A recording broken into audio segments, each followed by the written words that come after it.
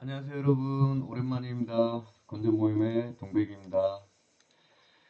오랜만에 우리 지난 SPD 영상 이후에 조금 이제 제너럴한 우리 건설사라든지 뭐 전기 설계, 그리고 뭐 엔지니어링사 뭐 이런 주제들로 영상을 찍었는데, SPD 영상 올린 지 거의 한 2달 정도가 됐더라고요. 제가 혼자 또 공부도 할 겸, 그리고 우리 건전 모임 내부에서 주로 나온 주제들이 이제 조금 일반적이고 초심자들이 쉽게 접근할 수 있는 주제를 했으면 좋겠다. 그렇게 해서 이제 이번 한 주제가 바로 변압기의 용량 선정입니다. 변압기 용량 선정, 감히 말씀드리지만 모든 전기 설계 계산서 중에 가장 난이도가 쉽다. 가장 쉽다. 그래서 신입사원에게 시켜도 충분히 할 수 있는 일이다. 왜냐? 우리가 기사 때부터도 많이 해왔고, 뭐 학사 때도, 학교 다닐 때도 많이 해왔고, 뭐 별반 다르지 않습니다. 큰 내용이. 약간 다른 게 있지만 실무적인 업무가. 그렇기 때문에 용량 선정으로 했습니다. 그렇지만 좀 전에 말씀드린 조금 다르다. 조금 다르다 부분이 지금의 우리들에겐 크게 다가오죠, 이게. 그래서 준비해봤습니다. 먼저 영상 시청 전에 구독과 좋아요 부탁드리겠습니다. 카카오톡 오픈 채팅 많은 분들이 또 들어와 주셨고, 네이버 카페도 굉장히 많은 분들이 가입해 주셔서 너무 감사드립니다. 일단 영상 시작하겠습니다. 먼저 우리 변압기 용량 하기 전에 단골 메뉴죠. 부하율, 수용률, 부득률 설명을 할까 말까 하다가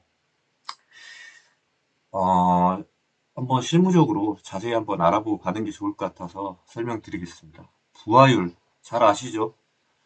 자, 우리 뭐 기존에 기사 때 그런 것만 많이 보다가 이제 IEEE 141 스탠다드를 보시면은 이렇게 부하율에 대한 정확한 해석이 나와 있습니다. 부하율에 대해서. 이걸 한번 참고하시면 좋으실 것 같고, 이 위의 내용 뭐 해석하면 이런 내용입니다. 일정 시간 동안 최대 부하에 대한 평균 부하의 비율, 최대 수요 전력분의 평균 수요 전력. 우리가 알고 있는 기사 때 내용이랑 똑같죠? 큰 무리가 없어 보이는데 사실 우리 실무에서는 이 부하율을 고려하지 않습니다. 그냥 워스트 케이스로 이 기간 내에 일로 둔다. 일로 본다. 그래서 부하율이란 로드 팩터는 따로 계산하지 않습니다. 다만 이제 발주처의 요구나 ITB 프로젝트 스펙상의 요구사항이 있을 때 적용합니다. 그렇지만 일반적으로 이 부하율로는 적용하지 않습니다. 대신 실무에서 부하율은 어떻게 변질? 어떻게 좀 변환되어 있냐? 자, 이렇게 레이티드 파워분의 업소브드 파워.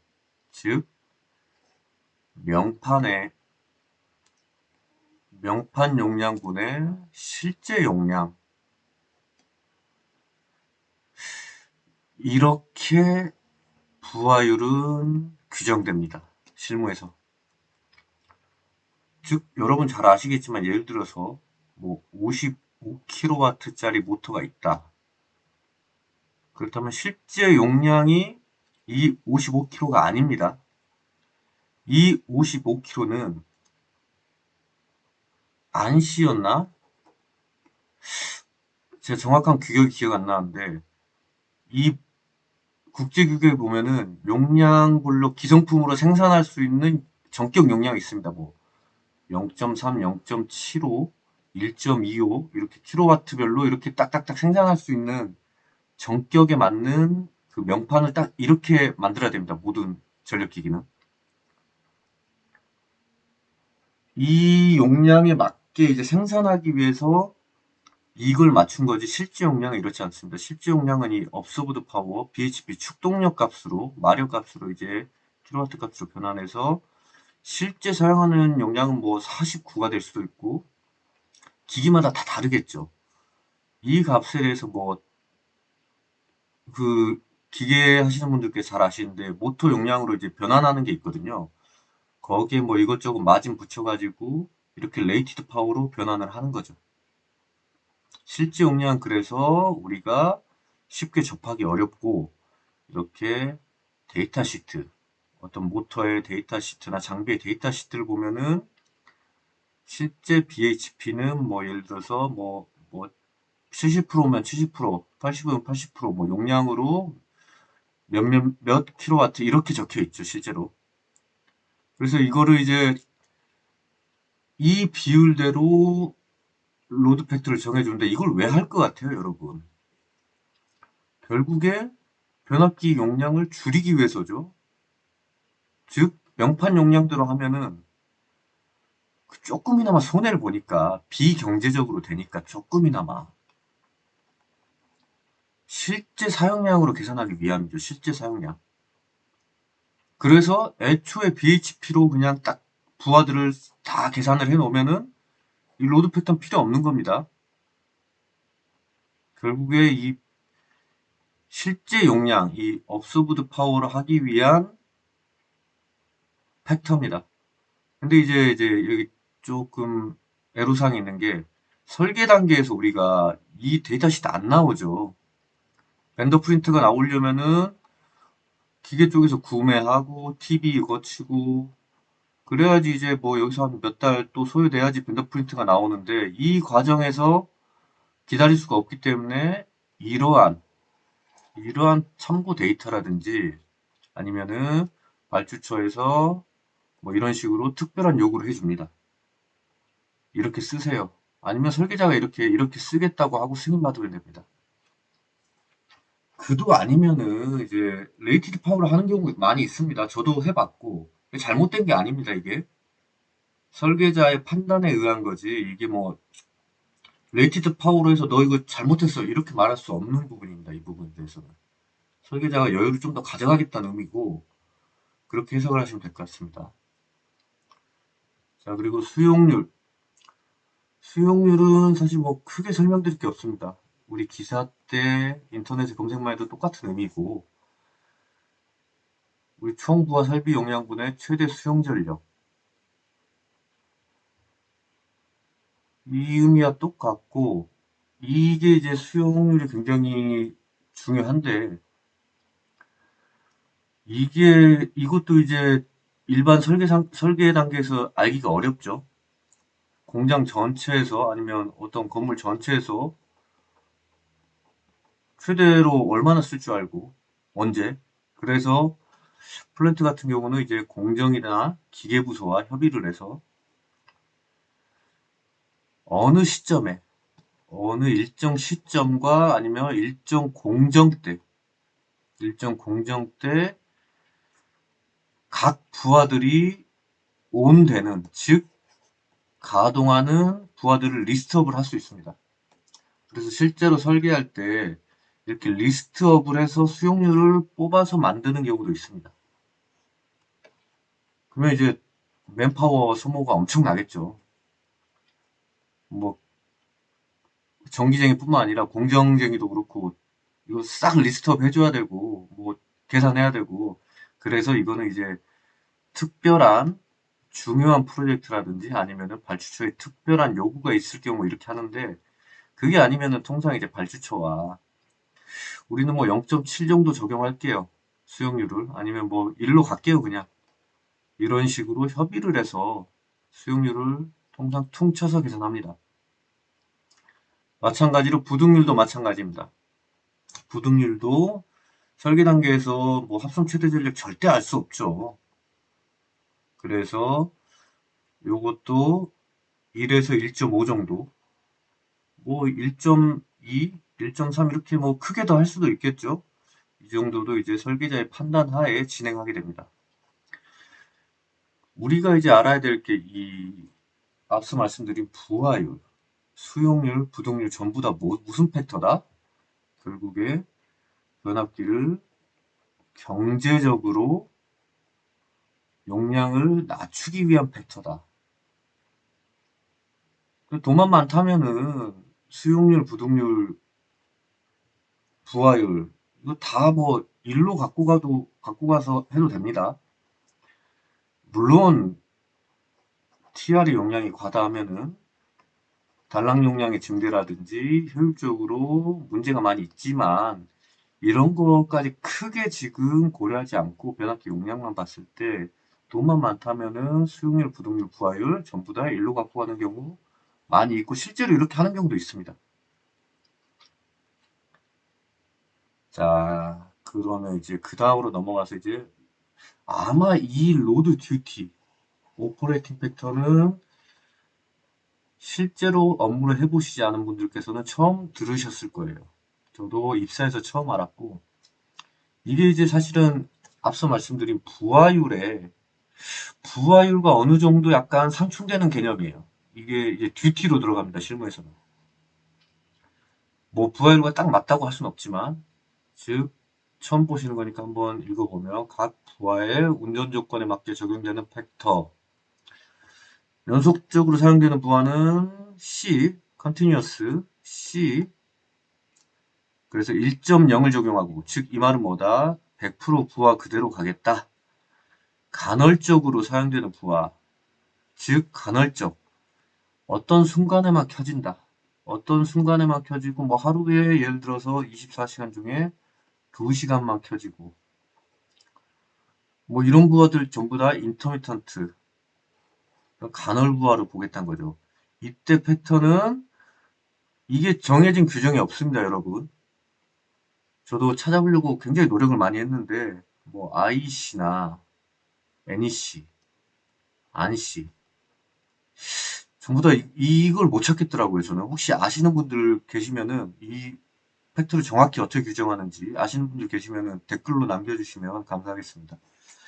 어찌됐건 간에 통상 우리가 0.3에서 0.5를 적용합니다. 즉 100kWh 부하면은 예를 들어서 0.3으로 했다. 그러면 변압기 용량 계산 때는 30kW다.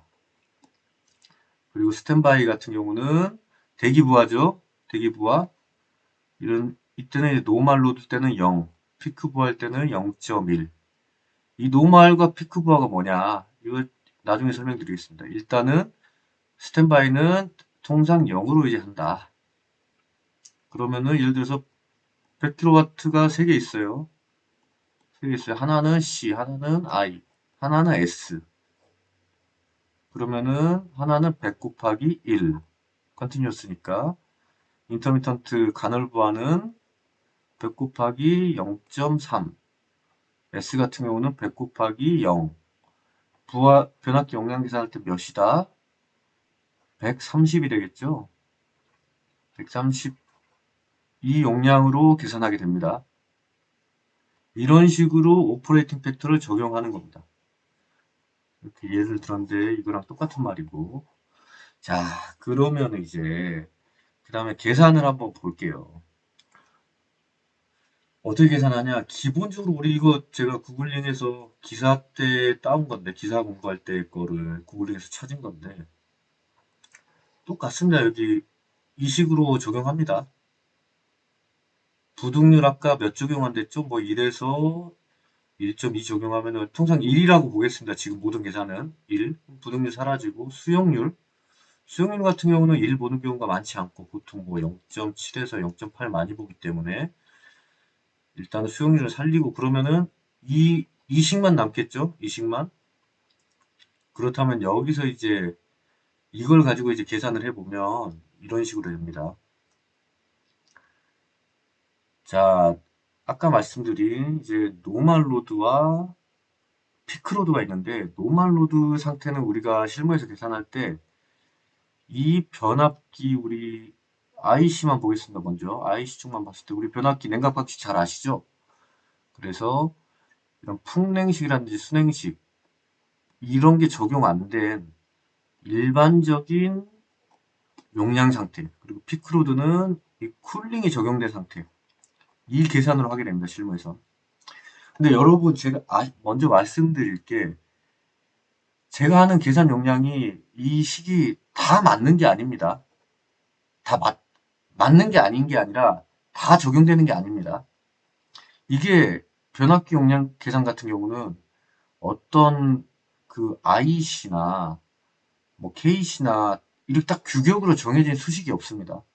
다 이 식을 기반으로 실무적으로 변형돼서 이렇게 만들어진 거지, 회사마다 조금씩 차이가 있습니다. 회사마다 차이가 있고, 그리고 설계자마다 차이가 있습니다. 발주처마다 또 차이가 있습니다. 감리마다도 차이가 있습니다. 다만 제가 지금 드리는 것은 가장 많이 쓰이는 방식이고 일반적이고, 이렇게 하면은 문제가 없다는 겁니다. 이게 정도는 아니란 겁니다. 그런데 말이 좀 이상한데 어찌됐건 간에 실제로 회사 입사하면은 이런 식으로 업무를 하게 된다, 많이. 이거 좀 다를 수도 있다 대신에, 그 말을 하고 싶었습니다.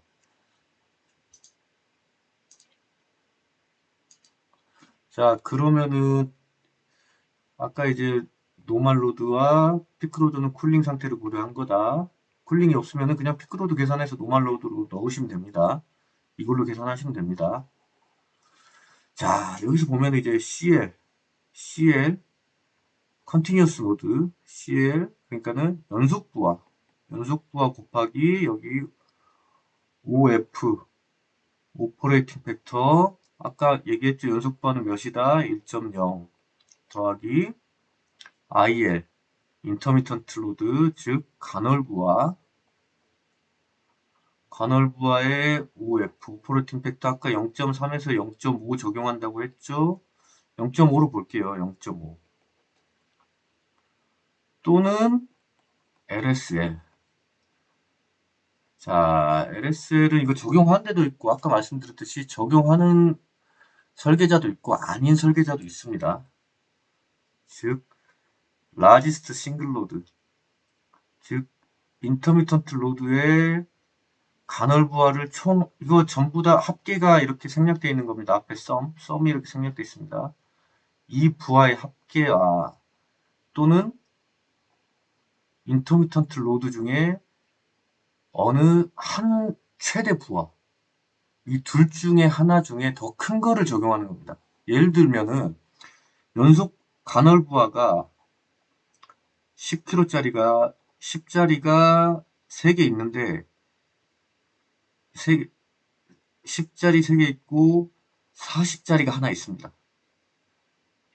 여기서 곱하기 0.5를 했어요. 지금 간헐부하 팩터를 0.5를 곱해서, 그러면은 5, 5, 5, 20이 됐죠. 이거 다 더하면 몇인가요? 지금 15, 35, 35가 됐는데, 이때 단독 부하 하나 킨 게 더 크다 이겁니다. 인터미턴트 부하 중에 이거 다 간헐부하입니다. 그러면은 이걸 적용하라, 이 의미가 됩니다. 이 의미. 이해하셨죠? 그래서 지금 이렇게 이 표현은 쉽게 한글로 번역하면 연속부하 곱하기 1.0, 간헐부하기 또 오퍼레이팅 팩터 또는 라지스트 싱글로드. 마찬가지로 피크로드 같은 경우는 이 식에서 더하기 뭐가 있냐? 바로 이 부분.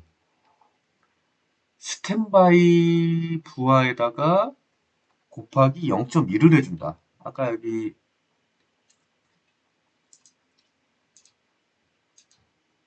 0.1. 이 값을 피크로드 때 적용해줍니다. 스탠바이 때는.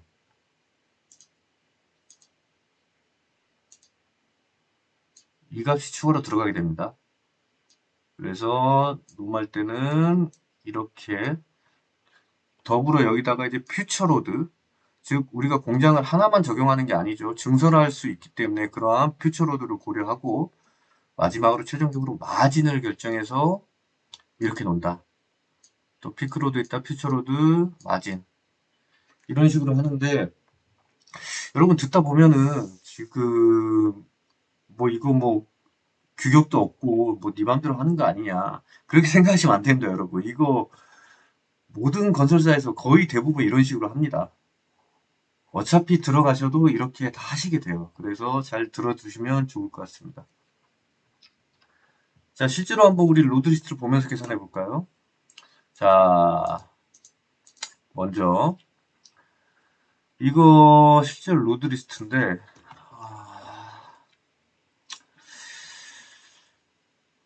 여러분 양이 좀 길어지죠? 좀만 참고 최선을 다해 봅시다. 로드 리스트인데 여기 이제 용량이 이렇게 나와 있고 컨티뉴어스, 인터미턴트, 스탠바이 이렇게 각 부하별로 체크가 되어 있습니다. 물론 이 부하들은 제가 임의로 넣은 거고요. 그 다음에 효율이 있고 역률이 있고 로드 팩트가 있고 아까 말씀드린 BHP를 뽑아내기 위한 로드 팩트가 있고 결국에 로드 팩터로 인해서 BHP가 나왔죠. 그러면 이제 실제 로드 리스트는 이게 번호가 26번인데 실제로 30 몇 번까지 있는 경우가 많이 있습니다. 그래서 뭐 주파수도 들어가고 다 이렇게 엄청나게 많이 들어갔는데 다 생략하고 지금 딱 TR 용량 계산에 필요한 최소한의 것만 남겨놓은 겁니다. 제가 임의로. 그렇다면 여기서 컨티뉴어스 부하는 이 컨티뉴어스 항목이니까 이렇게 나타낼 수 있고 각 부하별로 또 스탠바이는 이 정도 이렇게 해서 토탈 썸을 한 게 바로 컨슘드 로드 이렇게 여기다가 아까 컨티뉴어스 팩터는 1.0 인터미턴트는 0.5 혹은 라지스트 로드 스탠바이는 0.1 혹은 라지스트 이렇게 계산한 게 바로 이 값이 됩니다. 그래서 이거를 이제 썸 때리면은 노멀 때는 몇이냐 결국 변압기 용량 kVA로 가야 되니까는 467 피크 때 몇이냐 499 간단하죠 여러분 변압기 용량 계산 이거 끝난 겁니다 지금 그냥 엑셀에 수식에 만들어 놓고 이렇게 더하기만 하면 됩니다 여러분 지금까지 과정이 전부 다 이거 설명하는 게 제가 많았지 결국에 계산은 요거 하나 요것만 사실 아시면 됩니다 실제로 한번 추가적으로 계산을 해보면은 이제 이렇게만 보면 좀 헷갈릴 수 있으니까 보면 자 여기 마진 20% 컨디션 퓨처로드 50% 디맨드 팩트 0.7로 컨디션을 두고 나서 하면 자 여기 지금 361 여기 가져왔죠 컨티뉴어스 로드니까 1.0 디맨드 팩터 0.7 그리고 인터미턴트는 212.66 그리고 오퍼레이팅 팩터 0.5 이렇게 해서 나온 게 359.23kVA다. 여기서 다만 여기 이것도 설계자의 영역인데 수용률을 이 컨티뉴어스만 적용할지 혹은 전체 썸한 용량에다가 이렇게 적용을 할지 이게 프로젝트마다 또 다르고 좀 발주처나 감리 요구사항에 따라 다를 수 있습니다.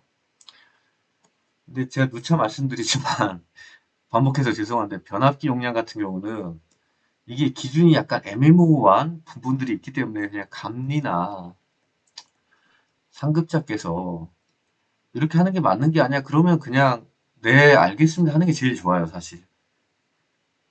이렇게 하나, 저렇게 하나, 결국에 토탈 용량은 비슷하게 나옵니다. 그리고 전부 다 틀린 게 아니라 다 맞는 수식이 될 수가 있어요. 다만 저는 누차 말씀드렸듯이 가장 많이 쓰이고 제가 하는 방식을 알려드리는 겁니다. 그래서 이제 퓨처 50% 곱해주고 마진 20% 해주면 646.61kVA 이렇게 나오게 됩니다. 피크로드 같은 경우는 이렇게 위에 똑같이 계산해서 이제 좀 더 커지겠죠. 스탠바이를 0.1을 정해서 이렇게 해주니까 703이 나왔네요. 703. 그러면 이제 셀렉션을 어떻게 하냐. 계산까지 잘하고 셀렉션 못하면 안 되죠. 그러면 우리가 지금 원래 이제 생산되는 기성품의 용량들이 있죠. 이제 750. 이게 가장 근사한 게 이거보다 살짝 높은 걸 해줘야죠. 750을 선정해 주는 겁니다. 그러면 이제 AN 몰드일 때는 아까 여기 있었죠. 건식 잔행식일 때는 750, 유입으로 가면은 유입 잔행식 ONAF가 되고, 만약에 막 여기 쿨링이 들어간다. 그러면 용량에 맞춰서 ANAF, ONAN, 이거 실수했네요. 이게 ONAN이죠. 내추럴, 포스드. 750에 900 이런 식으로 선정을 해주는 거죠. 그래서 이건 뭘 보고 선정하냐? 카달로그. 이거는 지금 LS의 몰드 변압기 카달로그. 이거 보고 선정하시면 됩니다. 이게 이런 식으로 생산하는 규격이 있기 때문에. 그리고 효성의 오일 변압기도 750.